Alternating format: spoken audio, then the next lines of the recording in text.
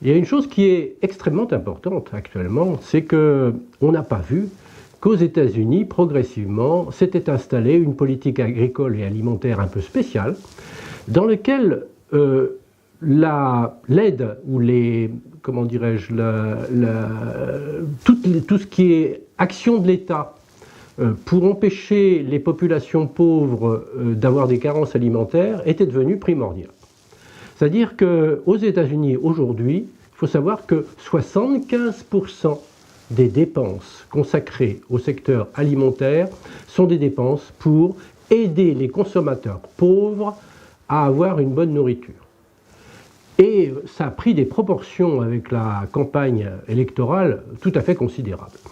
Cette politique touchait une vingtaine de millions d'Américains il y a 5 ans, mais depuis la crise de 2008-2009 et depuis les derniers événements de la campagne électorale, cette partie de la population concernée devient maintenant extrêmement importante puisqu'elle atteint 49 millions d'Américains aujourd'hui.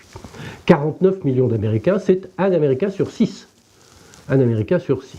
Et donc là, on est arrivé à quelque chose d'extrêmement important, d'une aide sous forme, on appelle ça des food stamps, enfin c'est des chèques restaurants, pas des chèques restaurants, mais des chèques épicerie, si on peut appeler ça comme ça, des chèques épicerie qui permettent aux Américains qui sont concernés d'acheter, de payer leurs biens alimentaires avec ce type de chèque qui leur est donné tous les mois par le gouvernement. Et je crois que ça, c'est quelque chose qui devrait nous interroger beaucoup en Europe, puisque nous avons eu même un retour en arrière cet an dernier, puisque la PAC avait un système qui permettait de donner un peu d'argent aux restaurants du cœur, aux banques alimentaires ou à toutes les associations qui s'occupaient des pauvres dans la rue, si je peux dire ça comme ça, ou des ménages qui sont en difficulté.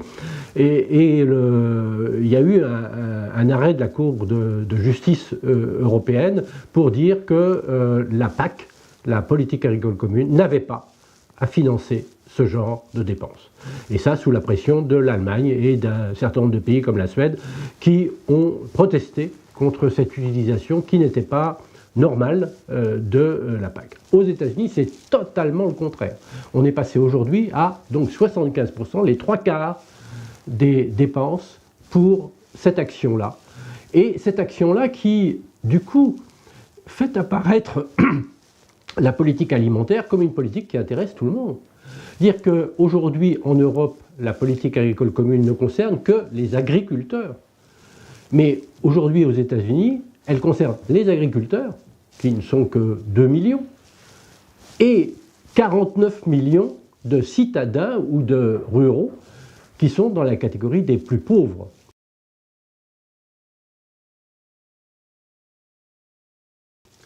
En même temps, cela fait apparaître une grande contradiction dans la politique américaine. Grande contradiction qu'on comprend bien dans la gestion de la crise aujourd'hui.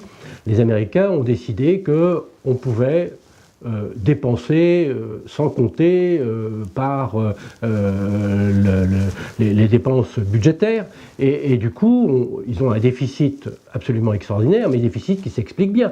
Puisque aux États-Unis, on soutient le revenu des agriculteurs par des mécanismes d'assurance ou par des mécanismes qui sont pour certains équivalents à ceux qu'on a en Europe, mais en plus on soutient les consommateurs et en plus on soutient la transformation d'une partie de la production en éthanol.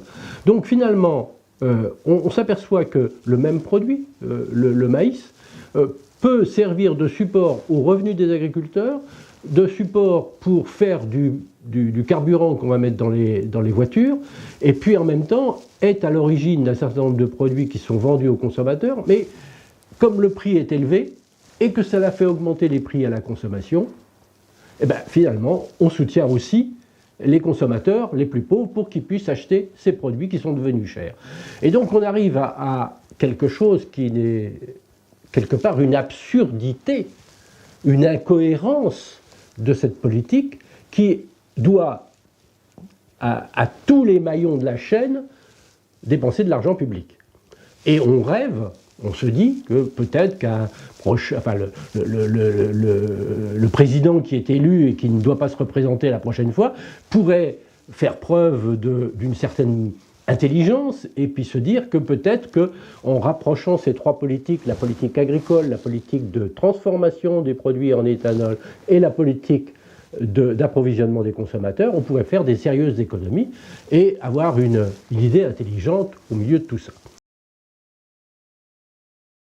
Alors, autre chose qui me paraît importante sur les États-Unis, c'est qu'il faut savoir qu'aux États-Unis, on ne donne pas d'aide aux agriculteurs quand les prix sont élevés.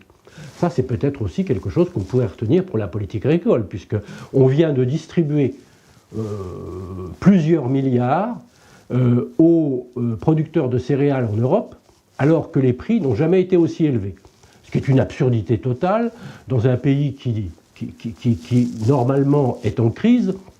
À quoi ça sert d'aller distribuer des chèques à des gens dont le revenu est déjà extrêmement élevé au point qu'ils s'inquiètent tous de savoir comment ils vont pouvoir le payer le moins d'impôts possible par rapport à tous ces revenus qu'ils ont pu dégager cette année. Et donc là aussi, intelligence de regarder un petit peu ce qui se passe aux États-Unis, peut-être pour, non pas s'inspirer de tout, puisque je viens de dire qu'il y avait beaucoup d'absurdités dans la politique américaine, mais peut-être retenir les bonnes idées qu'il peut y avoir dans la politique américaine par rapport à la politique agricole commune. Voilà, il me semble que c'est toujours intéressant de regarder un petit peu ce qui se passe dans les autres pays et que ça peut nous interroger sur notre politique agricole et notre façon de regarder l'agriculture.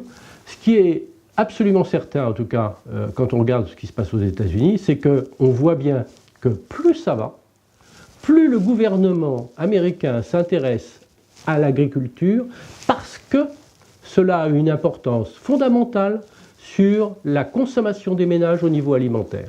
Et donc peut-être retenir, nous, dans notre Europe, qu'il faudrait remettre un pilote dans l'avion et qu'il faudrait remettre un objectif clair en matière de politique agricole.